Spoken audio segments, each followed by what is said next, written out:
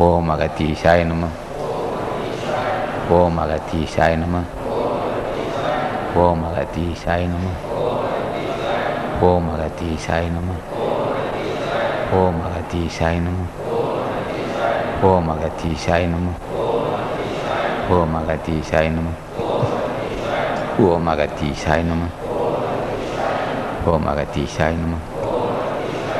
ஓம் அகத்தீசாய நம. ஓம் அகத்தீசாய நம. ஓம் அகத்தீசாய. அன்புள்ள பெரியோர்களே, தாய்மார்களே, உங்கள் அனைவருக்கும் வணக்கம். அன்பர்கள், சென்னை அன்பர் திருக்குறளை ரொம்ப இசையோடு பாடினார். அவர் முறைப்படி இது சங்கீதம் கற்றவர். நான் அன்பர் மூர்த்தியை பொறுத்தான் சொல்ல வேண்டியதில்லை. நம்ம ஒரு ஆஸ்தான வித்வான், அவர் குடிலுக்கு சேர்ந்தவர். அவர் இருவரும் அவர் அதுக்கேற்ற மாதிரி தாளம் போடவும் ஒரு பாடவும் மிக்க மகிழ்ச்சியாக இருந்தது. நானே ஒரு 2 பாடல் பாட சொன்னேன். அடுத்து அன்பர் ஒரு மோர் செல்லப்பட்டியார் அவர்கள் போற்றி தொகுப்பு சொன்னார். அவர்களையும் மனமாற வாழ்த்துகிறோம். அடுத்து நடராஜன் அவர்கள் கீர்த்தி திராகோலை பாராயணம் செய்தார்கள். அவர்களையும் மனமாற வாழ்த்துகிறோம். அடுத்து கருணாகரன் அவர்கள் திருக்குறளை நீத்தாறு பெருமையை பாராயணம் செய்தார், படித்தார். அவர்களையும் மனமாற வாழ்த்துகிறோம். ஒவ்வொரு வாரமும் இந்த சங்கத்தில் நடக்கக்கூடிய, இந்த வியாழக்கிழமை நடக்கக்கூடிய நிகழ்ச்சிகளுக்கு பொன்னியரிசி, தரமான பொன்னியரிசி வாங்கி தருபவர் அன்பர் சுப்பிரமணிய செட்டியார் அவர்கள். ஒவ்வொரு மூட்டை அவர்களையும் மனமாற வாழ்த்துக்கிறோம். கிட்டத்தட்ட ஒரு 30-40 வாரமாக கொடுத்துருக்காங்க. எப்போ ஆரம்பிக்கப்பட்டதோ அப்போ இருந்து இந்த வார கூட்டம் ஆரம்பித்த தேதியிலிருந்து அன்னதை ஒரு மூட்டை அரிசி கொடுக்குறார். அன்பர்கள் சாப்பிட்ற உணவு அவரையும் மனமாற வாழ்த்துக்கிறோம்.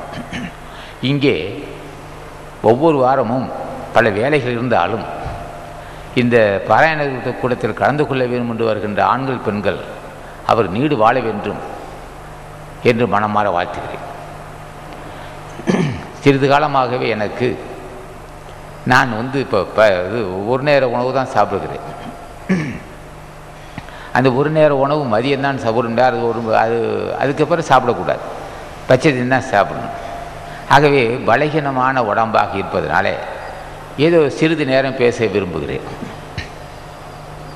இது இந்த உடல் அமைப்பு நாளைக்கு மாறலாம், அல்லது உணவு மிக அடுத்த சுவடிகள் நான் அடிக்கடி சோடி பார்ப்பது உண்டு. ஏன்னா எந்த ஆசானும் நேரடியாக இப்படி செய் என்று சொல்வதற்கு வாய்மொழியாக எனக்கு உபதேசம் யாரும் செய்யவில்லை.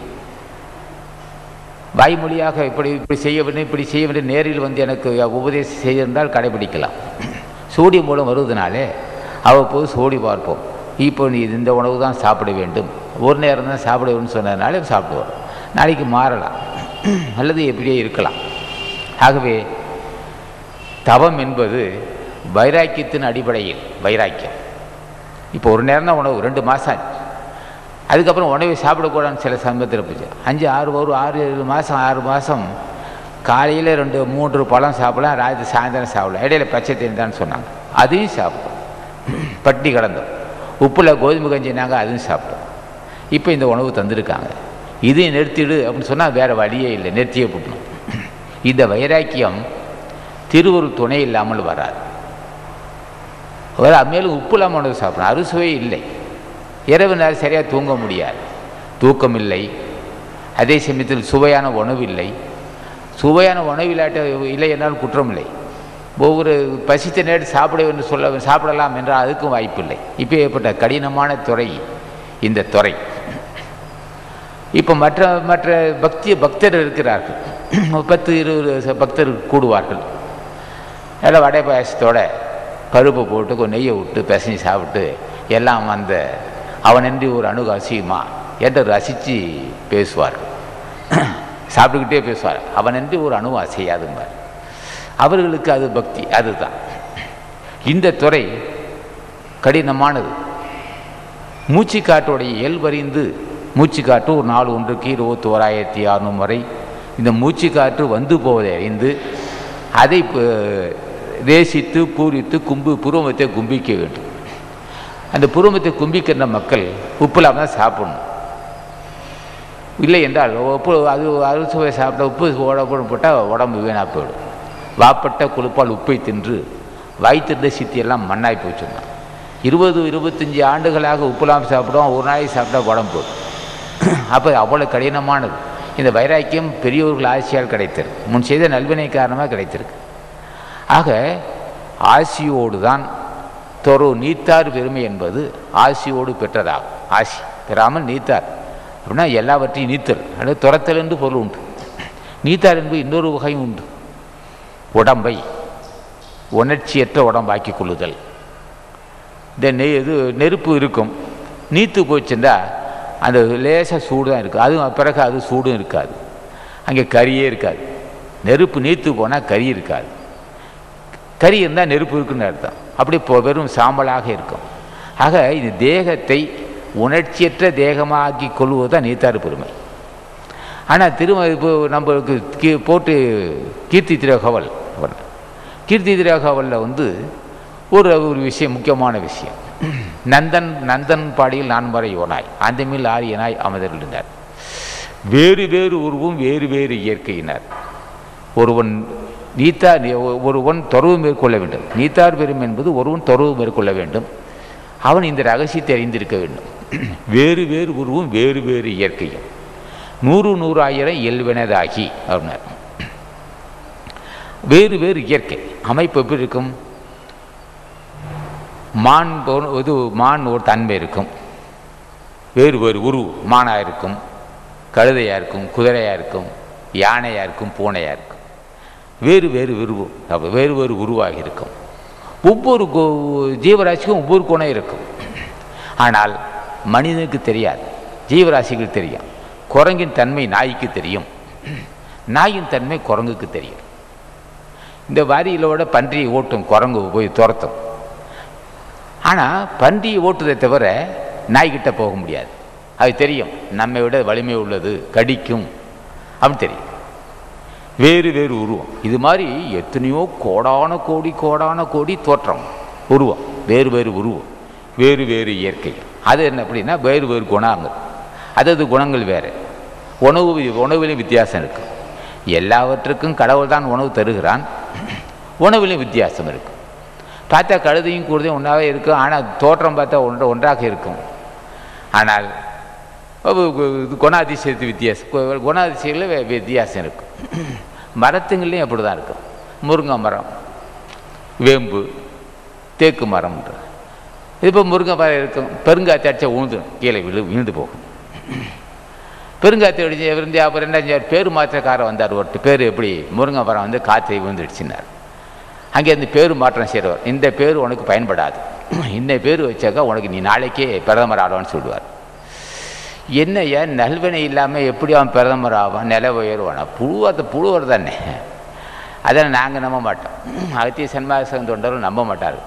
இந்த பேரு மாற்றத்தால் ஒரு பெரிய மாற்றம் வருதுன்னு சொன்னால் இந்த உலகத்தை எல்லாருமே இது ஞானியாக இல்லாமல்லவா? அவரவன் செய்த புண்ணியத்தால் தான் மாறுது. சரி, அவர் என்ன செய்ய, மரம் விழுந்துடுச்சு, காற்று விழுந்துடுச்சு, ஒரு கிளை முறிஞ்சிது. வந்தார், இந்த மரம் முருங்கை மரம்னு பேர் வைக்காதுங்க. எப்படி பேர் வைக்கலான்னு தேக்கு மரம்னு போகிறாங்க. உடனே எழுதி தேக்கு மரம்னு போட்டார். அந்த போர்டு தொங்குது, தேக்கு மரம்னு சொன்னால் அது முறியாதுன்னா. அடுத்த நாள் பெருங்காற்று அடிச்சது, மரமிக்கெல்லாம் செஞ்சிடுச்சு. விவசாயி வந்தார், என்னையா இது தேக்கு மரம்னு போட்டால், முருங்கை மரத்துக்கு தேக்கு மரம்னு போட்டால் மரம் கீரை செய்யாதுன்னு இப்படி சாஞ்சிடுச்சுன்னார். அவர் என்ன செஞ்சார், அவர் இந்த பேர் மாற்றம் செஞ்சவர் போயிட்டார். இன்னும் சில பேர் வருவார். அங்கேருந்து என்ன இன்னொரு அன்பர் எனக்கேட்டே வந்தார், பேர் உங்கள் பேர் அரங்கராசன்னு பேர் வைக்கணும், அதில் ஒரு இன்ச்சியில் மாற்றணுன்னாரு. சரி, அதனால் நாங்கள் ஏற்பாடு செய்யணும். அப்புறம் ஒரு மாதம் கழித்து பார்த்தா போட்டு புக்கில் அடிபட்டு விபத்தை சேர்த்து போயிட்டார். அவர் பேரே அவரை தான். இது என்ன நடக்குது சமுதாயத்தில்? இறையருள் இல்லாத நாள், கடவுள் ஆசி இல்லாத மக்கள். கடவுள் ஆசி இருந்தால், ஞானிகள் ஆசி இருந்தால், அகத்தியசன் திருவடியை இப்போ பூஜை செய்திருந்தால் நிச்சயமாக இந்த இதிலெல்லாம் மயங்க மாட்டான். பேரில் என்னையா இருக்குண்ணா, செய்கைகள் இருக்குது, பேரில் என்ன இருக்குது, செய்கலா. இப்போ ஜப்பான்கார்ட்ட சொன்னாக்கா ஒத்துக்க மாட்டான். இந்த பேர் மாற்றத்தினாலே வந்து வருவாய் இந்த நாட்டில் வேணால் சொல்லிட்டு உட்காந்துருக்கலாம். அப்படி ஒரு செய்திகள்லாம் இருக்குது, வந்துட்டு பேர் மாற்றம் அப்படியெல்லாம் செய்வார். ஆனால் ஞானிகள் ஆட்சி இருக்க மக்கள் அது நாட்டம் கொள்ள மாட்டார். இப்போ அடுத்து இப்படி ஒரு குணாசியங்கள், வேறு வேறு உருவம் வேறு வேறு இயற்கைனா இப்படி ஒரு உருவம் இருக்கார். வேறு வேறு இயல்பு, வேறு வேறு இயற்கை வேறு வேறு இருக்கும். 100,000 இயல்பினதாகி இப்படியெல்லாம் இயல்புகள் இது மனித வர்க்கத்துக்கே உண்டு. மனிதனுடைய தோற்றம் ஒரே அமைப்பாக இருக்காது, வேறு வேறு உருவாக தான் இருக்கும். ஆனால் குணாதிசயங்கள் வித்தியாசம் இருக்குது. ஆனால் மனிதனுக்கு மட்டும் எப்படி தான் 3 கோணம், ஆணவம் இது சொல்லுவாங்க, சாத்வீக குணம், ராஜச குணம், தாமச குணம்னு சொல்லுவாங்க. குணங்கள் 3 தான். ஆனால் மற்ற ஜீவராசிகள் தாவர வர்க்கத்தையே எடுத்துக்கிட்டாலும் 20 லட்சம் பேதம் இருக்குது. 20 லட்சம் பேதங்களிலும் ஒவ்வொரு மரத்துக்கும் ஒவ்வொரு வகையான இது இயல்பு இருக்கும். ஆனால் அதே போல் ஜீவராசிகளும் இயல்பு மாற்றம் இருக்குன்னு சொல்லுவோம். வேறு வேறு உருவம் வேறு வேறு இயற்கையும் 100,000 சொன்னாவே அந்த ஒன்றை எடுத்து 1000 ஆக்குதுன்னு அர்த்தம். 100,000 இயல்பினதாகி பல்வேறு இயல்புகள் குண இயல்பு வித்தியாசங்கள் இருக்குன்னு சொல்வார். அப்போ இதை புரிந்து தான் நீத்தார் பெருமை, இயற்கையினுடைய இயல்பு என்ன, மனிதனுடைய இயல்பு என்ன, ஏன் மும்மலம் வந்தது காரணம் என்ன, ஆணவம் கண்மம் ஆகியே வந்தது, இதுக்கு என்ன காரணம், ஏன் பரிணாம வளர்ச்சி வந்தது, ஏன் காமம் வந்தது, ஏன் பசி வந்தது, ஏன் சாக வேண்டும், இருந்து எப்படி விடுபடுவது என்பதை அறியாமல் ஒருவன் துறவு மேற்கொள்ள முடியாது. அப்போ அவர் என்ன செய்கிறார்கள், ஞானி என்ன செய்கிறார், வள்ளுவ பெருமான் என்ன செய்கிறார், வள்ளுவன் வந்து அந்த அதிகாரத்தை அமைக்கும் போதே சரி இப்போ நாம் வந்து திருவாசகத்துக்கு ஓரளவுக்கு சொல்லி அதை மட்டும் எடுத்துக்கிட்டோம். வேறு வேறு உருவும் வேறு அந்த கவியை மட்டும் எடுத்துக்கிட்டு அதுக்கு மட்டும் பேசுகிறோம். எல்லாமல்ல இயற்கையினுடைய இயல்புகள் தோற்ற பேதங்கள் எத்தனையோ லட்சக்கணக்கான தோற்ற பேதங்கள் இருந்தாலும் குண இயல்பு மாதிரி இருக்குது. இந்த இயல்பு இந்த இயற்கை கடவுள் இப்படி குணபேதம், இப்படி ஒரு தோற்ற பேதமும் குணபேதமும் இருந்தாலும், தோற்ற பேதம் குணபேதம் இருந்தாலும் இதுக்கிடையில் மனிதனுக்கு எப்படி இருக்கிறான் என்று ஆராய்ந்து பார்த்து நமக்கு ஏன் சினம் வந்தது, ஏன் பொறாமை வந்தது, ஏன் நமக்கு குணக்கேடு வருது, என்ன காரணம், இந்த குணக்கேடு தான் பிறவிக்கு காரணமா, இந்த குணக்கேடு இந்த குணக்கேடு செயற்கையிலாக வந்ததா அல்லது இயற்கையாக வந்ததா, இப்போ இந்த குணக்கேடு என்பது பல லட்சம் கோடி ஆண்டுகளுக்கு முன்னே வந்ததா, இடையில வந்ததுன்னா எப்போ மனிதன் தோன்றினானோ அப்போதே குணக்கேடுன்னு தோன்றியிருக்கு. எப்போது மனிதன் தோன்றினானோ அப்போதே பண்பும்.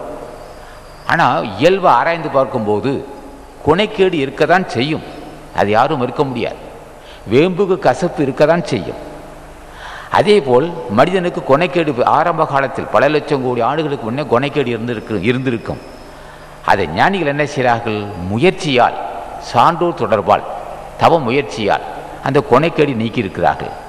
குணக்கேடு நீங்குதா, காம நீங்கிய பின் குணக்கேடு நீங்கி இருக்கு. காம நீங்காமல் ஒருவனுக்கு குணக்கேடு நீங்கவே நீங்காது.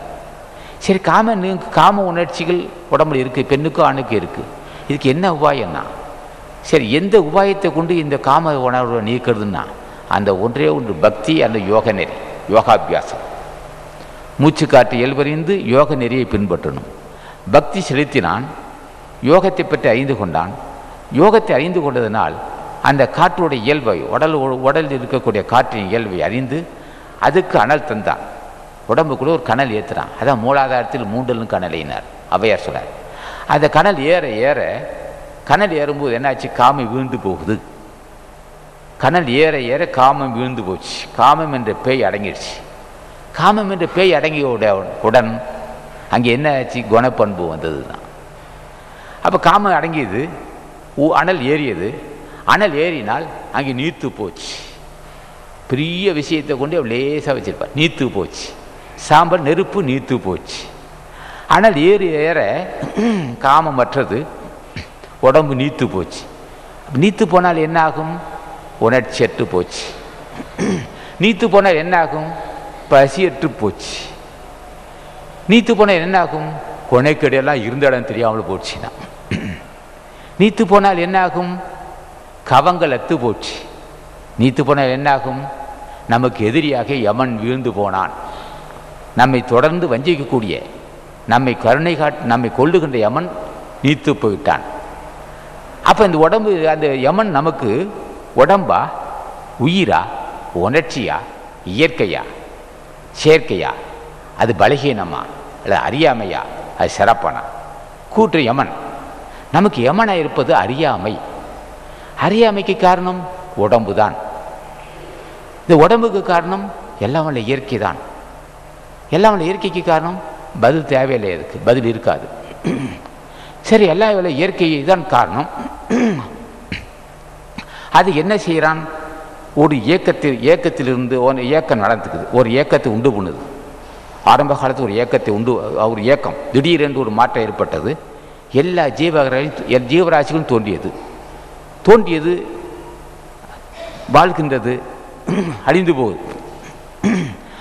இதை ஞானிகள் என்ன செய்கிறார்கள்? அந்த அழிவை நிறுத்தி விடுகிறான். அந்த அழிவை நிறுத்தினால் அதான் நீத்து போதல், நீத்து போச்சு. அப்போ என்ன செய்கிறான்? இந்த உடம்பு உணர்ச்சியற்ற உடம்பாக ஆக வேண்டும். அதுக்கு அந்த விஷயத்தை தெரிந்து கொள்ள வேண்டும். வேறு வேறு உருவும் வேறு வேறு இயற்கையின் 100 100 1000 இயல்பனாகிய இயற்கையை, இந்த வேறு வேறு உருவும் வேறு வேறு இயற்கையாக அறிந்து அந்த இயற்கையின் கூறுபாடு தான் உடம்பு. எல்லாம் வல்ல இயற்கையின் கூறுபாடே உடம்பு. அது ஆணாகவும் பெண்ணாகவும், பல்வேறு ஜீவராசிகளாகவும், பல்வேறு தாவரங்களாகவும், பல்வேறு குணாதிசயமாகவும் இருக்கு. அதான் 100 100 இயல்பனதாகினார். இதை அறியாமல் ஒருவன் நீத்தார் பெருமை வெல்ல முடியாது. அப்போ வெல்லுவதற்கு நீத்தார், அதான் பெருமை. யாராலும் வெல்ல முடியாது. பசியை வெல்லுவானோ, காமத்தை வெல்லுவானோ, முதுமையை வெல்லுவானோ, இறப்பை வெல்லுவானோ? யாரை வெல்ல முடியும்? அறியாமை நீக்கிக் கொள்வானோ? ஒன்றும் செய்ய முடியாது. மரணத்தை வெல்ல முடியாத ஒன்று. வென்றவனுடைய பெருமைதான் உயர்ந்தது என்பதுதான் நீத்தார் பெருமைன்னு சொல்லுவான். இந்த 4 பாடல், அதில் கடவுள் வாழ்த்து, வான் சிறப்பு, நீத்தார் பெருமை, அரண் வலியுறுத்தல், இந்த 4ம் பாயிரங்கள். இந்த 4 அதிகாரத்தையும் யார் ஒருவன் படிக்கின்றானோ, படித்து அதை உண்மை தெரிகின்றதோ, அவன் நிச்சயம் நீத்தார் பெருமைக்குரியவனாகிறான். 1330 அருங்குறளும் பாயிரத்தினோடு பகர்ந்த பின் பூயொருத்தர் வாயிற்கு நூலளவோ மண்ணும் தமிழ் புலவராய் கேட்க விட்டுக்கலான்னு. பாயிரத்தினோடு பகர்தல், 1000 என்பது எதிர்க்காமல் வரலாம். பாயிரத்தினோடு பகர்ந்த பின், பாயிரம் என்பது கடல். இந்த 4 அதிகாரம் கடல். இந்த அதிகாரத்துடைய இயல்பு, இயற்கையின் இயல்பு, இயற்கையால் தோற்றுவிக்கப்பட்ட உயிரினங்கள் இயல்பு, எல்லாவற்றையும் சுருக்கமாக மழைக்கு உள்ள காரணம் மழைநீர் தான். உலகத்துக்கு தாய் மழைநீர். மூலப்பொருளாகிய ஒன்று, அது கடவுள் வாழ்த்து. பிறகு வந்தது மழைநீர். மழைதான் இந்த உலகத்துக்கு தாய் என்று சொன்னான். அதை அறிந்த மக்கள் நீத்தான். இப்போ அதே மழைநீர் தான் உள்ளே அமிர்தமாக சிந்தும். அதே மழைநீர் தான் உள்ளே சுக்கில சுரோனிதமாக இருக்கும். இதே மழைநீர் தான் அமிர்தமாக மாறும். அதான் சொல்ல, வானின்று உலகம் வழங்கி வருதலால் தான் அமிர்தம் என்று உணரப்பாற்றான் வள்ளுவன். இதை அறியாமல் ஒருவன் துறவு மேற்கொள்ள முடியாது. அப்போ நீத்து போக வேண்டும். அந்த நீத்தார் பேர் இந்த ரகசியங்கள்லாம் அது அடங்கி இருக்கும். அடுத்தது அரண் வலியுறுத்தல் இருக்கும். 4 அதிகாரம். இந்த விஷயத்தை தெரிந்துதான் வள்ளுவன் அது உயர்ந்தவர்கள் இந்த விஷயத்தெல்லாம் புரிந்து கொள்ள வேண்டும். ஒவ்வொரு வகையாக புரிந்து அதை தெரிந்து கொண்டவன் தான் பெருமைக்குரியவன். நீத்தார் பெருமை அப்படின்னா முதல் பாடலோட இயல்பு ஒழுக்கத்து நீத்தார் பெருமை. விழுப்பத்து வேண்டும் பணுவல் துணிவுனா உண்மையறிந்து முறையோடு. ஒழுக்கம் என்பது கட்டுப்பாடு. அறிந்து இயல்பு உடல் கூறு அறிந்து அதோடைய இயல்பு அறிந்து பட்னி போட்டு கொள்ளுவதா அல்லது சாப்பிடுவதா? பட்னி போட்டு கொண்டால் செத்து போவான், சாப்பிட்டா காமம் வந்துடும். இதெல்லாம் புரிந்து கொள்ள வேண்டும். அது புரிந்து அது உப்பு இல்லாமல் சாப்பிடணும். உப்பு இல்லாமல் சாப்பிடும்போது தான் அந்த ஒழுக்கம், அதுக்குரிய ஒழுக்கம், அதுக்குரிய நெறிமுறையே என்ற அர்த்தம். ஒழுக்கம் என்பது கட்டுப்பாடு, நெறிமுறை என்று பொருள்படும். அதுக்குரிய ஒழுக்கத்தில் இருந்து ஒழுக்கத்தினீத்தார் பெருமை, அதோடைய பெருமை. முறை அறிந்து வகையை தொகை அறிந்து உண்மை பொருள் அறிந்து துறவு மேற்கொள்ளவும். ஒழுக்கத்தை நீத்தார் பெருமை விழுப்பத்து வேண்டும் பணுவல் துணிவு. பணுவல்னா நூல். விழுமிய பொருள்கள் மேலான ஒரு பொருள் எதுனா மேலான செய்கை அல்லது பொருள், மேலான பொருள் இது போன்ற ஞானிகள் பெருமையை பேசுவதுதான். ஞானிகள் பெருமையை பேசுவதே நூலின் பெருமையாகும். அது மாதிரி யாரும் சின்ன விஷயம் அல்ல. ஒருத்தன் துறவு மேற்கொள்ளலாம், வேறு காய்வு கட்டி சுற்றலாம். இங்கே அந்த வருஷம் அங்கே நடக்காது. ஒவ்வொரு உயிர்களின் இயல்பு என்ன, அதோடைய தோற்றம் என்ன, அதை அவன் தெரிந்து கொள்ள வேண்டும். வேறு வேறு உருவும் வேறு வேறு இயற்கையும் 100,000 இயல்பினதாய் இதை தெரிந்து கொள்ளாதவனுக்கு என்ன இருக்கு? இங்கே புரிந்து கொண்டவன் தான் அது துறவு மேற்கொள்ள முடியும். அவன் பெருமையை போற்றி புகழ்வதே முதல் பாடல். நூலின் பெருமை. பணுவல்னா நூல். நூலுக்கு என்ன பெருமைன்னா பெரியோரை புகழ்ந்து எழுதுவது தான். அடுத்து சொன்னான், அவங்க பெருமையை அளந்து சொல்ல முடியுமான்னா ஏதி அளந்து சொல்ல முடியும்? சின்ன விஷயமா? எத்தனை பெரிய மன்னனாக இருந்தாலும் சரி, அவன் செத்தே ஆக வேண்டும். இவன் சாக மாட்டான், சாகாத வரம் பெற்றவன். அவன் பெருமை அளந்து சொல்ல முடியுமோ? சொல்ல முடியாது. நூலுக்கு சொன்னார், பெரிய அந்த இது போன்ற பெரியோர்கள் பெருமையை புகழ்ந்து எழுதுவதும் பேசுவது தான் நூலின் பெருமை. அதான் துணிவுன்னு சொல்லிடுவான் அவன். அவர் பெரியவர்களை புகழ்ந்து பேச முடியுமாண்ணா? உன்னால் முடியுமா? புகழ்ந்து பேச சின்ன விஷயமா? உன்னால் ஒழிக்க முடியுமா ஆசையை? உன்னால் ஒழிக்க முடியுமா அரிசுவை? உன்னால் பட்டினி கிடக்க முடியுமா? எதிலிருந்து நீ விடுபட உன்னால் முடியும். ஆகவே அவன் பெருமையை அளந்து சொல்ல முடியாது. துறந்தார் பெருமை துணை கூறின். துணை என்பது அளவு கூறுதல். துறவு மேற்கொண்டவன் பொருளறிந்து உண்மை பொருள் அறிந்து துறவு மேற்கொள்ளினார். துறந்தார் பெருமை துணை கூறின் வையத்தி இறந்தாரை எண்ணி கொண்டுட்டான். இது வரலும் பிறந்திருந்தவனை கணக்கெடுக்க முடியுமான்னு கேட்டான். யார் முடியும்னா கணக்கெடுக்க முடியாது போல பெரியவங்களோட பெருமையை அளந்து சொல்ல முடியாதுன்னா. அவ்வளவு உயர்ந்த பெருமை அந்த பெரியவர்கள் பெருமை. துறந்தார் பெருமை துணை கூறின் வையத்தி இறந்தாரை எண்ணி கொண்டற்று. அப்போ அவங்களோட இயல்பு எப்படி இருக்கும்னா, அவன் ஞானினா என்ன செய்வானா? இருமை. 3வது பாடல் சுருக்கமாக சொல்கிறோம். இருமை வகதிரிந்து இம்மை மறுமை என்றும் பிறப்பு வீடு என்றும். இப்போ ஒரு துறவு மேற்கொள்ள வேண்டும் என்றால் நோக்கம் எதுக்கு நீ துறவு மேற்கொள்ளனா? ஜென்மத்தை கடை தேற்ற வேண்டும். ஜென்மத்தை கடை தேற்றுறதுக்கு என்ன உபாயம்னா இயற்கையின் கூறுபாடு அறிய வேண்டும். இயற்கையின் கூறுபாடு ஏன் அறிய வேணும்னா அது நம்முள் எப்படி இயங்குது என்பதை அறிந்து கொள்ள வேண்டும். ஏன் அறிந்து கொள்ள வேணும்னா அதோடைய இயல்பே வினாடிக்கு வினாடி நம்மை காப்பது போல் காத்து நமக்கு நரதலை மீட்பை உண்டு பண்ணி சாகடிப்பதுன்னா சாகடித்து விடும். அந்த இயற்கையை நாம் உணர்ந்து அந்த இயற்கை எப்படி இருக்குது? பிறப்பு வீடாக இருக்குது. வீடு என்பது மோட்சம், முத்தி. எல்லா உயிரும் பிறக்கலாம், எல்லோரும் பிறக்கிறார்கள், இறந்து போவார்களே. இறப்பில்லாத ஒரு மார்க்கம், அதுதான் உயர்ந்தது. அந்த வாய்ப்பை யார் பெற்றாலும் அவனுடைய பெருமைக்கு எல்லையே இல்லைன்னா. இருமை வகை தெரிந்து, இருமை என்பது இந்த பிறப்பு அந்த பிறப்புன்னு சொல்லலாம். இருமை என்பது பிறப்பு வீடு மோட்சம். பிறந்தால் அவன் மோட்சகதி அடைய வேண்டும். பிறந்தவருக்கு மோட்சகதி தேட வேண்டும். பின்களையும் முன்களையும் சேர வேண்டும்னா வல்ல அகத்தியர் சொல்வார். பிறந்தால் மோட்சகதி தேட வேண்டும், இனி பிறக்கக்கூடாது, சாகாமல் இருக்க வேண்டும்னா. இருமை வகதியறிந்து ஈண்டு அறம் பூண்டார். உண்மை தெரிந்துன்னு சொன்னார். இருமை வகை தெரியாமல் அறம் பூண முடியாது, அறத்தை போற்ற முடியாது. தவத்தை, அறம் என்பது இங்கே தவம். இருமை வகதியறிந்து ஈண்டு அறம் பூண்டார் பெருமை பிறங்கிற்று உலகு. பிறங்கிட்டுனா பெருமைக்குரியது, ஒளி பொருந்தி பிறங்கி இந்த உலகத்தை உண்மை பொருள் தெரிந்து துறவு மேற்கொண்டவனுடைய பெருமை அதுதான் உயர்ந்தது அவன் சொல்லிடுவார். இதெல்லாம் சுருக்கமாக. அடுத்து அவன் என்ன செய்திருக்கிறான் தெரிந்து கொண்டான். இயற்கையை தெரிந்து கொண்டான், எல்லாவற்றையும் தெரிந்து கொண்டான். பொறிபுலன் அடக்க வேண்டும் அல்லவா? பொறிபுலன் அடக்காவிட்டால் என்ன ஆகும்? ஏமாந்து போவான்ல. காமதேகம் இருந்தால் ஒரு நொடி பொழுது ஏமாந்து விடுவான், நொடி பொழுதில் ஏமாறுவான். ஒன்று விலை பட்டிருந்தால் ஒன்று எடுத்து வாயில் போட்டுருவான், போச்சு. உப்பு இல்லாமல் சாப்பிட்ணும், அது பற்று இருந்தால் போச்சு. அதே மாதிரி ஏமாறக்கூடாது. 4ஆம் பாடல், உறுதி இருக்க வேண்டும், மனசில் உறுதி இருக்க வேண்டும். உரனென்னும் தோட்டியான், அங்கு தோட்டினா அங்குசம், ஒரு வைராக்கி. இந்த யானையை அடக்குவதற்காக ஒரு அங்குசம் வச்சிருப்பான், கொக்கி குத்துக்கோள். உரனென்னும் தோட்டியான் ஓரைந்து காப்பான், வரன் என்னும் வைப்பு கோர்வித்து. வரன மேலான நிலத்துக்கு விதை போன்றவன். அது பெரிய வார்த்தை.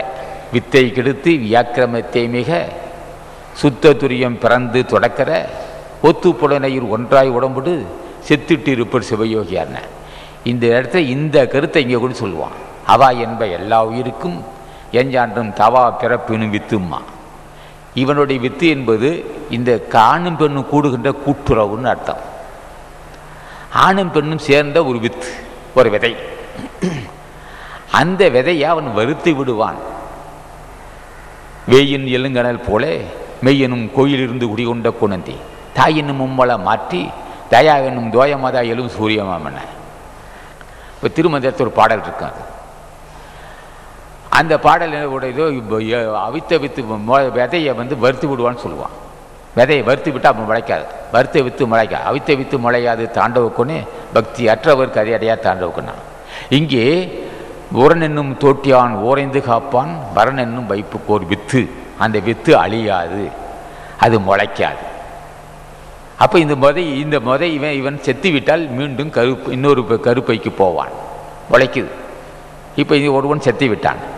இவன் சுக்கிலத்தை இவன் வெல்லலை, இந்த உடம்பை வெல்ல முடியவில்லை. அவன் இந்த உடம்பை வெல்ல முடியாததால் மீண்டும் சாவான், மீண்டும் இன்னொரு வித்துக்கு போவான், இன்னொரு சுக்கிலத்தில் விந்துவில் கலந்து விடுவான். அது வித்து. ஆனால் அந்த வித்து முளைக்காது. என்ன சொல்றான்? உரன் என்னும் தோட்டியான் ஓரைந்து காப்பான், வரன் என்னும் வைப்புக்கோர் வித்து. மேலான நிலத்துக்கு ஒரு விதை போன்றவன். அந்த விதை மீண்டும் சாகாது. எவ்வளோ பெரிய விஷயத்தை இது சுருக்கமாக சொல்கிறோம். பெரிய இந்த அதிகாரம் தான் சொல்லியா, பெரிய அதிகாரங்கள் இதெல்லாம். ஒரு மணி நேரம் பேசணும். ரொம்ப நேரம் பேசணும்னாக்கா யாரும் பொறுமை இருக்காது. நான் மட்டும் பேசுகிறேன். அப்போ ஒரு சில நேரம் சொல்லுவேன், நான் ஒரு குரலுக்கு ஒரு நாள் பேசுவேன்னு சொல்லுவேன். அப்போ என்ன செய்வாங்க தொண்டர்கள்? ஐயா, நாங்கள் சாப்பிட்டு அப்படியே வீட்டுக்கு போயிட்டு வரோம், நீங்கள் பேசிக்கிட்டேன்னு சொல்லுவாங்க. யார் உட்காந்து கேட்குறது? சிக்கல் தானே. இதை பேசலாம் ஒரு நாள் இப்போ இதுவே பேச சுருக்கமாக பேசிகிட்டு இருக்கோம். அப்போ ஒவ்வொரு கவிகளும் ரொம்ப நுட்பமானது, அவ்வளோ சிக்கல் நிறைந்தது. அப்போ யானை ஆகிய உரனென்னும் தோட்டியான் ஓரைந்து காப்பான், மன வலிமை என்று சொல்லப்பட்ட குத்துக்கோளால் மெய் வாய் கண் மூக்கு செவி ஆகிய 5 புலன் 5 யானைகளை அறிவு என்று சொல்லப்பட்ட அங்குசத்தால் உறுதி என்று சொல்லப்பட்ட குத்துக்கோளால் அடக்கி ஆழ்வான். அப்படி ஆண்டவன், அப்படி வாழ்கின்றவன் மேலான இடத்துக்கு விதை போன்றவனார். இதெல்லாம் சுருக்கமாக சொல்கிறோம். அடுத்து 5வது பாடல், ஐந்தவித்தான் ஆற்றல் அகல் விசும்புலார் கோமான் இந்திரனே சாளுங்கறினார். 5 அவித்தான் ஆற்றல். இது போன்று உண்மை பொருள் தெரிந்து பொருள் தெரியாதவன் புறம் நடிக்கிறதுக்கா? பொருள் தெரியாதவன் புறம் நடிக்க என்ன செய்ய முடியும்? வைரமும் கண்ணாடி கற்களும் தெரியாதவன், வைர கற்களும் கண்ணாடி கற்களும் தெரியாதவன் அந்த கண்ணாடி கற்களை வச்சுருந்தான். ஒரு 300 வருஷமாக வச்சுருக்கான். வைர வியாபாரி பார்த்தேன், கண்ணாடிகள் தூக்கிறியான்னா. அது பொருள் அறியணும் இல்லவா? பொருள் அறிந்தவனுக்கு தான் தெரியாது என்ன. அப்போ பொறிவுள்ள நடக்குவது எல்லோரும் செய்யலாம். அடக்கு என்பவர் அறிவிலார் 5 மடங்கு அமரர் எங்கில்லை. 5 மடங்கில் அச்சேதனமாய் வென்றிட்டு 5 மடங்கா அறிவறிந்தேன்னு சொல்வார். அடக்கு என்பவர் அறிவிலார். பொறிவுள்ள அடக்கு எதுக்காகும்?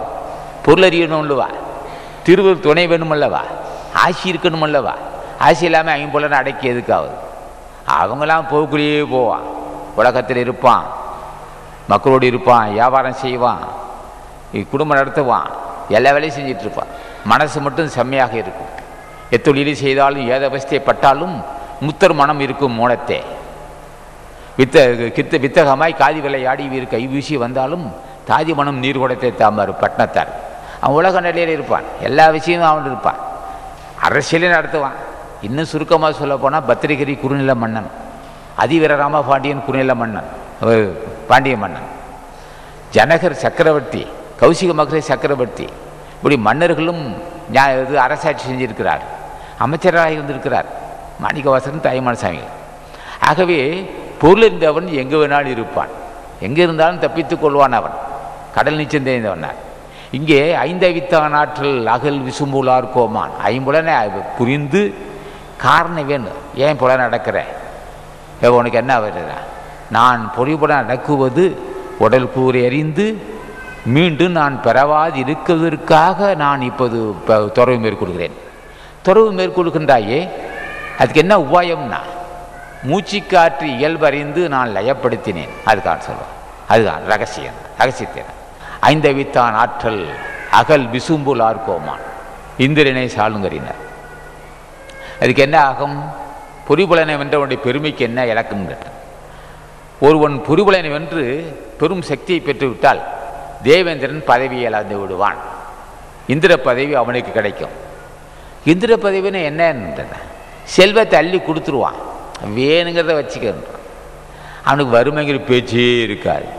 இந்த துறையில் வருகின்ற மக்கள் பொருளறிந்து துறவத்தை மேற்கொண்டால், பொருளறிந்து புலனை அடக்கினால் அவனுக்கு வறுமை என்ற பேச்சே இருக்காது. செல்வத்தை குமிச்சிடுவான், அதுக்குரிய தொண்டர்களையும் சேர்த்து விடுவான். உயர்ந்த தொண்டர்களும் பெரும் வசதி வாய்ப்புள்ள மக்கள்லாம் வந்து வாசலில் நிற்பார்கள். சங்கநிதி பத்மநிதி இரண்டுமே வரக்கூடாது. பாட்டிலை தொய்ந்து வர கற்பாக நன்னநிலை பாரிநிலை வரவழைப்பேர். பத்மநிதி சங்கநிதி இரு பார்சத்திலும் பணி செய்யும் தொழிலாளர் போல் கேட்டதும் கொடுத்தவரை நிற்க வைப்பீர், பிச்சை கேட்டு பிழைப்போரை கிரகடபதியாக்குவீர் அப்படின்னார். பிச்சை கேட்டு பிழைப்பவனை, பிச்சை கேட்கிறவனை பிச்சைக்காரனையும் கிரகடபதி ஆக்குவீர். சங்கநிதி பத்மநிதியும் வாசலை நிறுத்தி விடுவார்கள். அந்த அளவுக்கு செல்வம் பெருகும், தடை இருக்காது. சங்கநிதி என்பது உலகம், பத்மநிதி என்பது கடலால் வருகின்ற செல்வம். இரண்டையும் வாசல் நிப்பாட்டி உனக்கு என்ன வேண்டும், வேலைக்காரன் நிப்பாட்டி வச்சிருப்பான் ஞானிகள்லாம். அது மாதிரி இங்கே ஐந்தவித்தான் ஆற்றல் அகல் விசும்புல் ஆர்கோமான் இந்திரனே சாளுங்கிறேன். இந்திரன் நடுங்கி விட்டான். ஒரு புறப்புலனை வென்றவன் இந்திர பதவி, அவன் தான் இந்திரன். நமக்கு பதவி போயிடும் அப்படின்னா இந்திரன் செல்வமும் குறையும், குபேரன் செல்வமும் குறைந்து போகும். எடுக்க குறையும் குபேர செல்வமும், இந்திரனுக்கே குறையும். இவனுக்கு என்னையா அச்சய பாத்திரம், நீ எவனா அள்ளிக்கிட்டு போடான்னா அது பாட்டில் அள்ளிக்கிட்டே இருக்கலாம், வந்துக்கிட்டே இருக்கும். இதான் பொறிபுலனை வென்ற பொருளறிந்து உண்மை அறிந்து ஆசி பெற்று வாசி வசப்பட்டு காய் சுத்தி செய்து தன்னை வென்றவனுடைய ஆற்றலுக்கு ஈடே இல்லைன்னா ஐந்தவித்தான் ஆற்றல் அகல் விசும்புல் ஆர்கோமான் இந்திரனே சோழங்கரி. கரினா சான்று. வானுலகத்தில் வானுலக தலைவனாகிய தேவருக்கு தலைவனாக இந்திரனே சான்று அப்படின்னா அவன் நடுங்குவான். பூலோகத்தில் ஒரு இந்திரன் தோன்றி இருக்கிறான், தேவேந்திரன், இந்திர பதவிக்குரியவன் வந்து இருக்கான்னு சொல்லுவான். இதெல்லாம் ஒரு சான்று கதை. அடுத்து செயற்கரிய 6வது பாடல். செயற்கரிய செய்வார் பெரியார், செயற்கரிய செய்வார் பெரியார், செய்வார் பெரியார். செய்வதற்கு அருமையான காரியம் செய்வான். எல்லாரும் போல் செய்ய மாட்டான். எல்லாரும் போல் செஞ்சால் பெரியவனா வலுவன் இல்லவா, பெரியவங்க இல்லை, எதை வேணாலும் செய்வோம். ஆனை பெண்ணாக்குவோம், பெண்ணை ஆக்குவேன், எழுகடலையும் கொடுத்து ஏப்பமிடுவோம், இந்த நாள் உலகத்தை இங்கே காட்டுவோம். ஆணை பெண்ணும் பெண்ணுமான ஆகச் செய்வோம், தூணை சிறு சுரும்பாக தோன்றச் செய்வோம் அழுவார். ஆக எல்லா வேலையும் செய்வார்கள். எல்லா வல்லமே அவர்களுக்கு உண்டு. அந்த வல்லமை இருந்ததுனால தானே இந்த அளவுக்கு இந்த வாயிற்று, இந்த நாள் உலகத்தை இங்கே காட்டுவோம். எல்லா வல்லமே அவர்களுக்கு உண்டு. ஆகவே செயற்கரிய செய்வார். எந்த செயலும் அவருடைய செயலுக்கு செயலுக்கு உட்படாத ஒன்றே இல்லை. எதை வேணாலும் செய்வார். என்ன அந்த வல்லமை அவனுக்கு எப்போ வந்ததுன்னா, எல்லாம் வல்ல அழைத்தால் அக்கனிமே அஞ்சேல் மகனை என்று சொல்லக்கூடிய ஆசான அகத்தீசனை, பயப்படாதே மகனை என்று சொல்லக்கூடிய நந்தீசனையும், சித்தர்களுக்கு தலைவனாகிய திருமுல தேவனையும், கருணையும் இருந்த கரூர் முனிவரையும் பூஜை செய்ததால் அந்த பெரும் பாக்கியம் கிடைத்ததுன்னா, அற்புத செயல் அவருக்கு செய்கிறார்கள். எல்லா செயலும் அவன் இவங்கனையா செய்கிறான், அவன் செய்கிறான். தானினி இடசூச்சம் காலை கண்டால் தவறாது எத்துளிலும் செய்வாய்ப்பார். நானே தான் சொன்னேன்கள் சத்தியமாக, நற்காலம் உனக்கு ஒரு இத்தைப்பார். தேனே சொல் என் சொல்லை இகழ வேண்டாம், சித்தித்த பொருள் சொன்னேன் அருளை சொன்னேன், காணலை நீராமினவை ஓடினையும் கால் திறந்து வீராதே கருவைப்பாருனர். அவங்க எல்லா வேலையும் செய்வான்.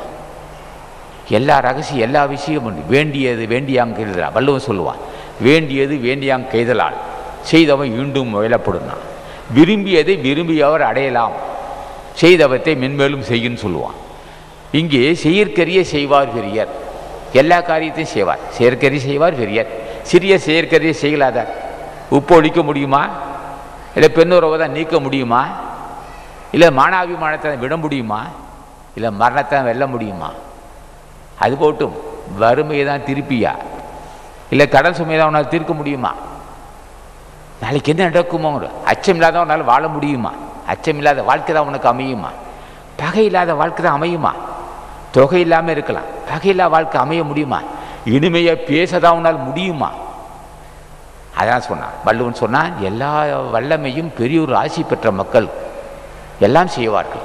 செயற்கரிய செய்வார் பெரியர், எல்லாம் செய்வார். சிறியர் செயற்கரிய செய்யலாதார், செய்ய மாட்டான். செய்ய முடியாதவன் அவன் யாராக இருந்தாலும் சரி. அரிய செயல் செய்தவன், அது என்ன அரிய செயல்னா, இனி பிறக்கக்கூடாது, இனி பிறப்பது ஆகா தேவையில்லை, அது அரிய செயல். செயலையே மிக சிறந்த செயல் அன்னதான செய்யலாம், எல்லாம் செய்யலாம். எமயமலோட உச்சிக்கு போயிட்டு வரலாம். சாவை தடுக்க முடியுமா? வள்ளுவன் சொல்வான், கூற்றமும் குதித்தமும் கைகூடும் நோற்றலின் ஆற்றல் தலைப்பட்ட கொண்டான். யமனை வல்லு வல்லமை உண்டாக்குனான். யாருக்கு?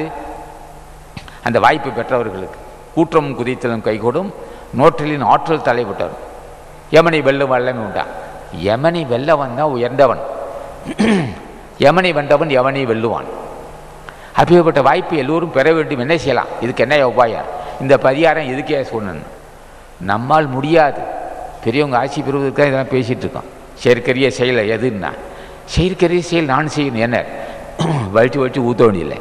நந்தீசா அகத்தீசா திருமல தேவான்னு சொல்லுன்னா இதோட சொல்லக்கூடாது. ரொம்ப லகுவா அகத்தீசா, ராமலிங்க சாமிகளே, மாணிக்க வாசகா, தாய்மான சாமிகளே, பட்டணத்தார் ஐயா, பத்திரிகிநாதனே, திருஞான சம்பந்தர் ஐயா, திருநாவுக்கரசே, பதஞ்சலி அருணகிரினா, அதை சொல்லக்கூடாதா? இதுக்கு என்ன பெரிய விஷயமா? இதே அரிய செயல்னா சொல்லி பாரு. சொன்னால் விடுமா உன் மனசு? உன்னை விடுமான்னு போட்டு கசக்கும். இப்போ நாமத்தை சொல்லி முடிக்கிறதுக்குள்ளே ஊறுபட்ட சிந்தனைகள் விடாது சிந்திக்கும் மனசு. மணல் ஐயப்படாதே. இதுக்கிடையில் நாமத்தை சொல்ல வேண்டும். அதான் அரிய செயல். எதுனா மனசை செம்மப்படுத்துவதே பெரிய செயல். மனசை சரணம் இல்லாமல் அந்த மனசை செம்மப்படுத்து. மனம் இன்னும் ஆடடங்கில் தாண்டவுக்கோனே முத்தி வாய்த்த தண்டை நினையடா தாண்டவுக்கோனே. சினம் என்னும் பாம்பிறந்தால் தாண்டவுக்கோனே யாவும் சித்தி என்றே நினையடா தாண்டவுக்கோனா. மனம் இன்னும் மாடு அடங்கணும் அல்லவா? வேண்டுவது விளக்கரிய தூண்டுகோலாய் வேதாந்த 100 பொருளை தூண்ட சொன்னேன். மாண்டிருந்து போகாதே மக்கா களீர். மனம் இறந்த மகிமையால் முத்தி வச்சினார்.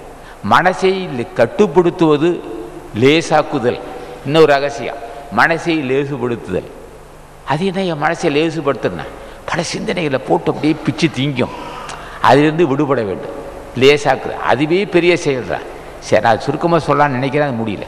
செயற்கரிய செய்வார் பெரியர், சிறிய செயற்கரிய அரிய செயலை செய்தவன் பெரியவன் ஒன்றும், அரிய செயல் செய்ய முடியாதவன் சிறியவன் ஒன்றுனா.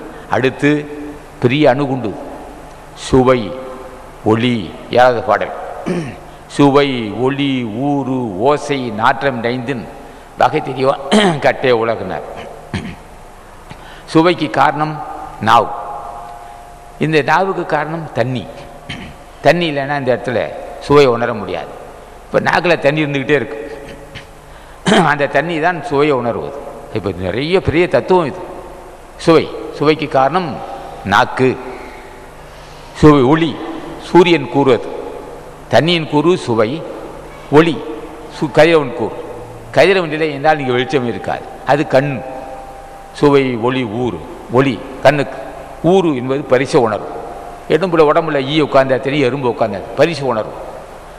ஊறு இதுக்கு மண்ணு தான் காரணம். மண்ணு தான். அதுக்கு பல தத்துவங்களும் சேர்ந்தது, பூதங்கள்லாம் சேர்ந்தது. ஊர் ஓசை காற்று. செவிக்கு காரணம். நாற்றம் மூக்கு காரணம். கந்தம்னு சொல்லுவான். சத்த பரிச ரூப ரச கந்தம்னு சொல்லுவான். அப்போ பஞ்சேந்திரியங்கள் அதோடைய இயல்பு, ஐம்புலனுடைய இயல்பு.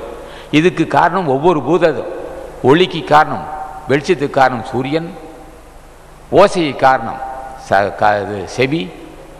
சுவைக்கு காரணம் நாவு. அதே சமயத்திற்கு அதே கந்தம் தான் மூக்குக்கும். ஆக இதெல்லாம் மண்ணின் கூறு தான் இந்த உடம்பு. பரிச உணர்வு. உடம்பு பரிச உணர்வுன்னு சொல்லுவோம். இத்தனை தத்துவங்களையும் எவன் தெரிந்து கொண்டானோ அவன் தான் உலகமே இருக்குன்னார். சுவை ஒளி ஊறு ஓசை நாற்றமின்றின் ஐந்தின் வகை தீவான் கட்டே உலகம். அவனுடைய கட்டேன்னா கண்ணே, அவனுடைய அவனுடைய இடத்துல அந்த இது இருக்குது. அவன் தான் உலகம் இருக்குன்னா. உலகத்தை நன்கு அறிந்தவன். பிருத்திவாகிய மண் கூறு தெரியும், அப்புவாகிய இது தண்ணி கூறு தெரியும், தேவி ஆகிய சூரியன் கூறு தெரியும், வாயுவாகிய காற்றின் கூறு தெரியும், ஆகாயமாகிய அறிவுன் கூறு தெரியும். இந்த பஞ்சபூதங்களும் எல்லாம் தெரிந்திருப்பவன் அவன் தான் இந்த உலகம் இருக்குன்னார். பெரிய விஷயம் சுருக்கி சொல்கிறேன். அடுத்து 8வது பாடல், நிறைமொழி மாந்தர் பெருமை. நிறைமொழி எதுன்னா அந்த மொழியில் கசடு இருக்காது, கசடே இருக்காது. உண்மை போல் அறிந்தவன் இல்லையா? உண்மை போல் அறிந்தவன் சொன்னால் அது தப்பு இருக்குமா? எப்படி அவனுக்கு மட்டும் நிறைய மொழி வந்ததுன்னா, தேகம் விகாரம் அற்றுவிட்டது, காமதேகம் அற்றுவிட்டது. காமதேகத்தில் என்னையா உணர்வு இருக்குன்னா தடுமாட்டம் இருக்கும். பெரிய பெரிய மேதன்னு சொல்லுவான், முன்னுக்கு முன்னு மரண பேசுவான். ஏன் இந்த உணர்வு அவனுக்கு அறிவு வரவில்லைன்னா, தேக கசடு. தாய் தந்தையில் அடுத்த தேகத்தினுடைய யோக்கியதை, அது தன்மை அதுதான். அதை சிந்திக்க விடாது உன்னை. நீ என்னதான் அறிவு இருந்தாலும் சரி, அப்படியே வலிச்சு அறிவை ஊற்றுனாலும் சரி, ஊற்றுனாலும் அதில் குறை இருந்துக்கிட்டே இருக்கும். மாசற்ற தேகம், மாசற்ற கொள்கை. அவைய சொன்னார், மாசற்ற கொள்கை மனத்தை அடைந்தாக்கால் ஈசனை காட்டும் உடம்புனார். அப்படி இருந்தால் உடம்பினால் பெற்ற பயனாவதெல்லாம் உடம்பிலே உத்தமனை காணுகின்ற மக்கள் அது. அவன் சொல்றான், குற்றமற்ற இதயம், குற்றமற்ற உடம்பு, குற்றமற்ற இதயம், குற்றமற்ற சொல். பேச்சுக்கு இடம் உண்டா? அதை மாற்றவோ மறுபரிசம் செய்வதுக்கு இந்த உலகத்தை ஒரு வேலுக்கு உரிமை இருக்காரு. ஏன்னா வள்ளுவன் சொல்ல மாற்றவோ மறுபரிசம் செய்வதற்கோ இது தப்புன்னு சொல்வது 2000 ஆண்டுகளுக்கு வரல, 2000 ஆண்டுகளாகவே இல்லை. எந்த பயலும் பிறக்கவில்லை, யாரும் பிறக்கவில்லை. இனி இன்னும் எத்தனை லட்சம் ஆண்டுகளானாலும் சரி, எத்தனை யுகம் நடந்தாலும் சரி, திருக்குறளை மாற்றவோ மறுபரிசோ சரியில்லைன்னு சொல்றதுக்கு யாருக்கு உரிமை இல்லை, இருக்க முடியாது. வள்ளுவன் மொழியே நிறைமொழி. அதில் அறம் பொருள் இன்பம் வீடு இருக்கு, குற்றம் இருக்க முடியாது, அச்சமில்லை. அந்த மொழியை படித்தவன் ஞானியாவான். அதான் நிறைமொழி, குறையில்லாத மொழி. அதில் அறியாமை இருக்காது, அறியாமை உண்டு பண்ண மாட்டான். எந்த இடத்திலாவது நீங்கள் யாகம் செய்யுங்கள் சொன்னானா தியாகம் செய்யுன்னு சொல்லியிருப்பான், யாகைன்னு சொல்லி சொல்ல மாட்டான். உன்னோட குடும்பம் முன்னேற்றத்துக்காக ஒரு கோழி வெட்டு ஆடு வெட்டுன்னு சொன்னானா சொல்லவே மாட்டான். உன்னுடைய பாவம் தீர்வதற்காக நீ போய் புனித தீர்த்தத்தில் குடி, காசியில் குடி, ராமேஸ்வரன் குடி சொல்லுவானா சொல்லவே மாட்டான். உன் பிரச்சனையை தீர வேணும் என்றால் பால விஷயம் சீர்னு சொல்லுவானா சொல்லவே மாட்டான். உனக்கு பேர் நாம இப்போ இருக்கிற பேர் சரியில்லை, சோனாசலத்தை அண்ணாசலம் வச்சுக்க, நாளைக்கே குபேரா வாழ்வர்னா சொல்லுவானா வள்ளுவன் சொல்லவே மாட்டான். அங்கம்பெருள் சொல்லுவானா, அளவு ஊத்திக்க சொல்லுவானா, சடங்குக்கு எதுன்னு அந்த திருக்குறளை சடங்கு சொல்லியிருக்கானா, எந்த மந்திரம் சொல்லு அந்த மந்திரம் சொன்னால் சொல்லவே மாட்டான். எந்த மந்திரம் மனிதாயமாக நடந்து கொள், மனிதாயமான உள்ள நடந்து கொள், பசியாற்று, அற்றோர் அழிபசி தீர்த்தல் அகுதுவன் பெற்றோன் பொருள் வையும் புலின்னா. பசி இல்லாதவன் ஏழை எளியவன் அவனுக்கு பசியாற்று, அது நிறைய பிற்கால உனக்கு பெரிய வாய்ப்பு தரும்னு சொன்னான் வள்ளுவன். எந்த சடங்குக்குன்னு நம்பிக்கை இருக்க முடியாது. திருக்குறளை இந்த இடத்த இந்த சடங்குன்னு சொல்லவே முடியாது. அப்பேற்பட்ட மொழிதான் நிறைமொழி மாந்தர் பெருமை. ஏறையா உனக்கே சொல்லிட்டேன்ன, எப்படியெல்லாம் வச்சுட்டு போட. நான் வகுத்தை ஏற்றிய இந்த திருக்குறளை 1330 குறளை, பொருள்பால் அறத்துப்பால் 38 அதிகாரம், இல்லை 4 பாயிரம் 20 அதிகாரம் இல்லறம், 13 அதிகாரம் துறவு, 1 ஊழ், 70 அதிகாரம் பொருள்பால், 25 அதிகாரம் காமத்துப்பால். என்னுடைய பாடல் நான் இயற்றிய நூல்களில் எந்த பாடலாவது குறை என்று சொல்ல முடியுமான? எப்படியா முடியும்? மனைவிகா மனமாசற்றவன் நீ, கேட்டதெல்லாம் தரக்கூடிய பெருந்தகையாளன், என் பாவத்தை பொடியாக்கக்கூடிய பெருந்தகையாளன், எனக்கு அமிர்தபானம் ஊட்டக்கூடிய வள்ளல், எதை கேட்டாலும் தரக்கூடிய பெருந்தகையாளனே, என்னுடைய யமனை பொடியாக்க, என்னுடைய யமனை வெல்லுகின்ற பெருந்தகையாளனே, எக்காலத்தில் இருக்கக்கூடிய வள்ளலே, கருணை கடலே, உன் சொல்லிலே குறை காணுவதற்கு யாருக்கையா உரிமை உண்டு? என்ன நான் மட்டும் இல்லை, இந்த உலகத்தில் யாருக்காவது உரிமை உண்டா? குறை சொன்னால் அவன் குறை உள்ளவன், நிறையவனவளான இருக்க முடியுமா? இருக்கவே முடியாது. அவன் ஈசன், வள்ளுவன் ஈசன், முற்று பெற்ற முனிவன் ஈசன். ஈசன் என்னன்னு கேட்ட, சாக மாட்டான், இனி கருப்பைக்கு செல்லாதவன் ஈசன், கேட்டதெல்லாம் தரக்கூடியவன் ஈசன் வள்ளுவன். அழைத்தால் அக்கனிமே அஞ்சியல் மகன் என்று சொல்லக்கூடிய வல்லமை ஆசான் வள்ளுவ பெருமானுக்கு உண்டு. அவன் மொழிதான் நிறைமொழி, குறையில்லை, அதில் குற்றம் காண முடியாது. நிறைமொழி மாந்தர் பெருமை, நிறைமொழி அதுதான் நிறைமொழி. ஒருவன் அறியாமையை நீக்கக்கூடிய மொழி, அன்பு மொழி, அருள்மொழி, ஆற்றல் மொழி, ஆக்கம் நிறைந்த மொழி, இன்ப மொழி, ஈடு இணை இல்லாத மொழி தமிழ் மொழி. அப்பே மொழியில் ஏற்றி இருக்கிறான் ஆசான் ஞான பண்டிதனால் உருவாக்கப்பட்ட அந்த மொழி, கடவுளால் உருவாக்கப்பட்ட தமிழ் மொழியில் ஏற்றிருக்கான் திருக்குறளை. அதுதான் நிறைமொழி மாந்தர் பெருமை. நிலத்து மறைமொழி காட்டிவிடும் அவன் சொற்கள், அந்த வேதம். அவன் சொல்லுவான் அவன் யார். எப்போதுமே பாயிரம் சொல்லுவார்கள் ஞானிகள். பாயிரம் சொன்னால் அந்த ரகசியத்தை இருக்கும், அதில் அந்த ரகசியத்தை வைத்திருப்பார்கள், அந்த உண்மை தெரியும். ஆகவே வள்ளுவன் என்ன செய்தான், இந்த பாயிரத்தை 4 அதிகாரத்தை வைத்து 4 அதிகாரம் பாயிரமாக இருக்கும். ஆக வள்ளுவ பெருமான் நிறைவுடையார், அறியாமை நீக்க வல்லது, நம்ம பாவத்தை பொடியாக்கக்கூடியது, தொட்டமெல்லாம் வெற்றி பெறுவான். அதனால தான் சொன்னேன், வள்ளுவர் திருக்குறளை பார்ப்பதே புண்ணியம், திருக்குறளை படிப்பதே தொடுவதே புண்ணியம், திருக்குறளை தொட்டு படிப்பதே புண்ணியம், படித்ததை கேட்பதே புண்ணியம். திருக்குறள் என்று சொன்னாலே புண்ணியம் தான். தமிழ்நாட்டில் பிறக்கவே புண்ணியம் சேர்க்க வேண்டும். வள்ளுவன் பிறந்த நாடு இது, இங்கே பண்பு உள்ள நாடு. இந்த நாட்டில் அப்போது அம்மா அப்பா என்று சொன்னார்கள், இப்போ மம்மி தாடி என்ற அளவுக்கு பலிகன்பட்டு விட்டது. சான்றோர்கள் தான் இதை சான்றோர்கள் தான் சான்றோர்கள் தான் இதை சிந்திக்க வேண்டும். பெரியவர்கள் சிந்திக்கலாம், நாங்கள் சிந்திக்கிறோம், எங்களுக்கு அது பற்றி அவசியம் இல்லை, நாங்கள் இதை சிந்திக்க நேரம் இல்லைங்களா. இப்போ அம்மா மம்மி நானே தாடினா உழைக்கிறேன்டா தள்ளு. ஆக நாங்கள் நினைக்கிறோம், ஐயோ இப்படி தலைவனால் உருவாக்கப்பட்ட தமிழ் மொழியில் இன்றைக்கு இப்படி எல்லா பிள்ளைகளை கொண்டு போய் ஆங்கில பள்ளியில் சேர்க்கிறார்களே என்று வருத்தப்படுகிறான். நான் சொல்ல வேண்டிய அவசியம் இல்லை, சொல்லப்படி போயிடும். நிறைமொழி உள்ள தமிழ், நிறைமொழி உள்ள இந்த தமிழ் நிறைய மக்கள் அது படிக்க வேண்டும். தமிழே ஒரு 6ஆம் 5ஆம் வகுப்பாவது, ஒரு 6ஆம் வகுப்பாவது படித்தா கடவுள் தன்மை அடைவான். பண்புலாம் நான் வாழனா தமிழ் படியா, அறியாமை பொடியாக்க தமிழ் படியா, கூட்டுறவு வெள்ளை தமிழ் படியா, நீடி ஆயுள் பெருகுத்த தமிழ் படியா, ஞானம் சித்தி பெற தமிழ் படியா, வாசி வசப்பட தமிழ் படி. அப்பேற்பட்ட மொழி தமிழ் மொழி. எல்லாம் நீ அன்பர்கள் சொன்னால் அதான் வள்ளுவர் தான் நிறைமொழி மாந்தர் பெருமை நிலத்து மறைமொழி காட்டிவிடும். மறைமொழி மதம்னா மறைன்னா வேதம். வேற அவனுடைய வேதத்தை யார் இவன், அவன் தாண்டா வள்ளுவன் எழுதியிருக்கிறான் பார், அற்புத நூல் எழுதியிருக்கிறான். குற்றம் காண முடியுமா மகனே? உலகூர்களே, கல்வியாளர்களே, பேச்சாளர்களே, எழுத்தாளர்களே, குற்றம் காண உம்மால் முடியுமா? காண முடியாதுன்னா நிறைமொழி மாந்தர் பெருமை நிலத்து மறைமொழி காட்டிவிடும். அடுத்து 8வது 9வது பாடல், குணம் என்னும் குன்றேறி நின்றார். உயர்ந்த பண்பு, பெரிய வார்த்தை. உயர்ந்த மலை, குணத்தை குன்றுன்னு சொன்னார். உயர்ந்த பண்பு, உயர்ந்த குணங்கள், உயர்ந்த குணம் உள்ளவனிடம் சினம் இருக்க முடியாது.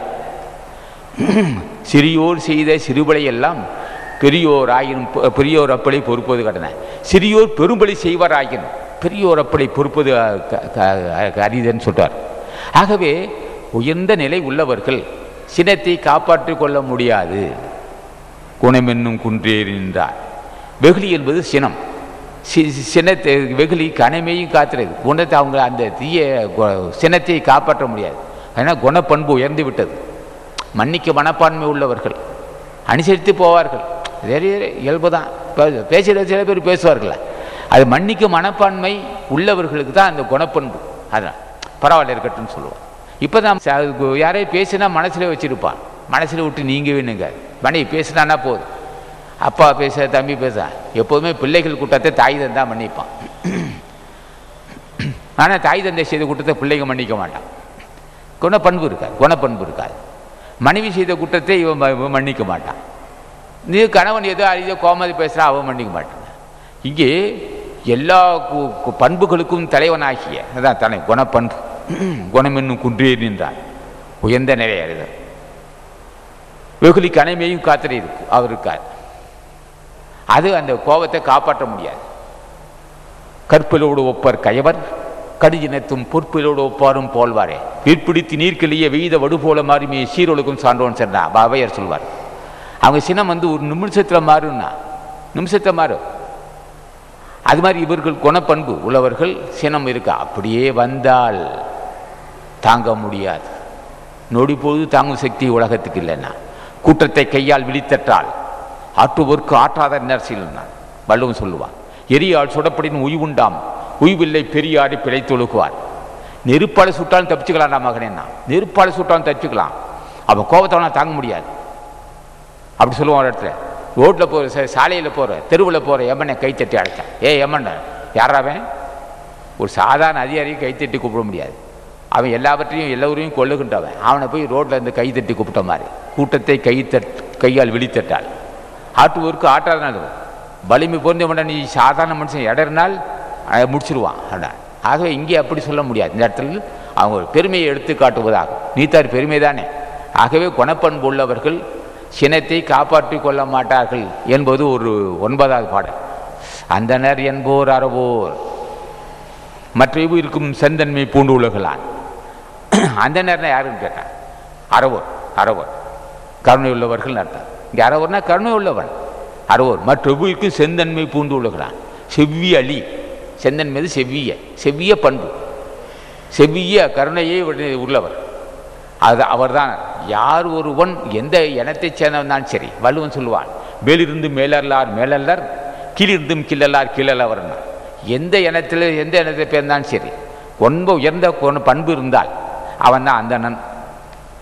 அறவாளி அந்தணன் தாழ் சேர்ந்தார்கள்னா ஒரு இடத்த வள்ளுவன் சொல்லுவான். அதே போல் இங்கே அந்தனர் என்போர் அறவோர் எல்லா உயிருக்கும் யார் எந்த ஜாதி எல்லாம் என் பிள்ளை தான். என்னையா அவன் யாரு? நீ இவ்வளோ இல்லை, அவனும் என் பிள்ளை தான். ஐயோ பன்றி அது என்ன உயிர்? பன்றியா நெருங்கவே கூடாது. பார்த்து அருவருப்பாள். ஹரே மனிதா அது ஏன் உயிர்டா? அது என் பன்றியும் என்னுடைய உயிர். அதுக்கு இடையூறு வர்றதுக்கு அனுமதிக்க மாட்டேன், இடையூறு செய்ய மாட்டேன், கல்லெடுத்து அடிக்க மாட்டேன், அது கண்டு வெறுக்க மாட்டேன்.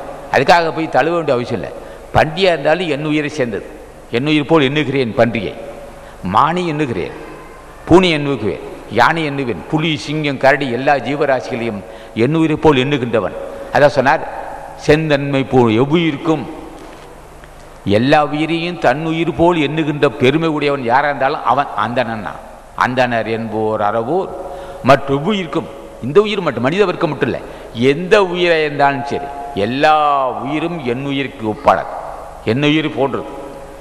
தன்னுயிர் போல் எண்ணுகின்ற மக்கள் யாராக இருந்தாலும் அவர்களே அந்தணர்கள் என்பவர். அறவதாக உயர்ந்த மக்கள் சொல்ல. ஆகவே இந்த அதிகாரம் நானும் சுருக்கமாக சொல்ல வேண்டும் என்று எண்ணினேன். பெரியவர்கள் இந்த இந்த அதிகாரத்தை அப்படி சுருக்கமாக சொல்வது நல்லதில்லை. சுருக்கமாக சொல்லியிருக்கிறேன். அதில் ஏதோ சில குறைகள் இருக்கலாம். ஏன்னா போதிய கல்வி இல்லாதவன் நான். அதில் சில குறைகள் கற்றுணர்ந்த பெரியவர்கள் இருப்பீங்க. மேலும் இந்த சங்கம் பெரியோர்கள் ஞானிகள் ராமலிங்க சாமிகள், மாணிக்கவாசகன், தாய்மான சாமிகள் போன்ற அகத்தீசன் போன்ற ஞானிகள் வழிநடத்தி செல்கிறார்கள். இங்கே சத்தியமாக சொல்கிறேன், ஒரு வாரம் இந்த மண்ணிலே, ஒரு வாரம் இந்த இடத்தில் லட்சக்கணக்கான மக்கள் பசியார் இடத்தில் உட்கார்ந்து இந்த பாராயணத்தை கேட்க வாய்ப்பு கிடைத்தால் பாவம் பொடி பொடியாகும். சத்தியமாக சொல்கிறேன், பாராட்டி பேச வேண்டிய அவசியம் எனக்கு இல்லை. பாவம் பொடி பொடியாகும். நீங்கள் மேற்கொண்ட காரியம் தடையில்லாமல் நடக்கும். எதை நோக்கி வருகிறீர்களோ, புத்திரபாக்கியம் தடைப்பட்டவராக இருந்தாலும் சரி, விவசாயம் தடைப்பட்டவர் இருந்தாலும் சரி, இன்னும் என்ன தடைகள் தான் வியாபாரத்தில் இருந்தாலும் சரி, அவரவர்களுக்கு ஆசி உண்டு. புண்ணியவான்கள் நடமாடுகின்ற இடம் இது. இந்த குடில் புண்ணியவான்கள் நடமாடுகின்ற இடம். வஞ்சனையற்ற மனம், தன்னை அர்ப்பணிக்கக்கூடிய எண்ணங்கள், எந்த எண்ணம் உள்ள இந்த சங்கம் இந்த இடத்தில் வந்து உட்கார்ந்து பாராயணத்தை கேட்கின்ற நீங்கள் நீடு வாழ வேண்டும், உங்கள் பிள்ளைகள் நல்லபடி இருக்க வேண்டும், நீங்கள் மேற்கொள்ளுங்கிற காரியம் தடையால் மடக்க வேண்டும் என்று அகத்தீசை வேண்டிக் கொள்கிறேன். எங்கள் தொண்டர்கள் எல்லாம் அன்னதானம் செய்து கை உரைமீறி இருக்கிறார்கள். அறம் செய்து கரம் உரைமீறி இருக்கிறார்கள். ஆண்களும் பெண்களுமாக கிட்டத்தட்ட 200 பேர் இருக்கிறார்கள். ஜாதி இனம் பேதாபேதம் இல்லாமல் தொண்டு செய்கிறார்கள். அவர்களை நீங்கள் பார்ப்பதே புண்ணியம். அவர் கையால் உண்ணுவதே புண்ணியம் என்று நினைக்கிறார். உண்ணுவதே புண்ணியம். ஆகவே அவர் கையில் உணவு சாப்பிட வேண்டும், நீங்கள் நீடு வாழ வேண்டும் என்று உங்கள் ஆசான் அகத்தீசனை வேண்டி உங்களை வாழ்த்துகிறேன். நான் பேசிய கருத்தில் குறை இருக்கத்தான் செய்யும். ஏனென்றால் போய் கல்வியில்லாதவன்.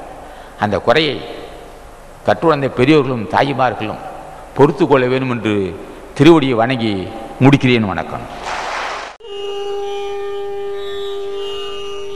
அருட்பெரும் ஜோதி அருட்பெரும் ஜோதி தனிப்பெரும் கருணை அருட்பெரும்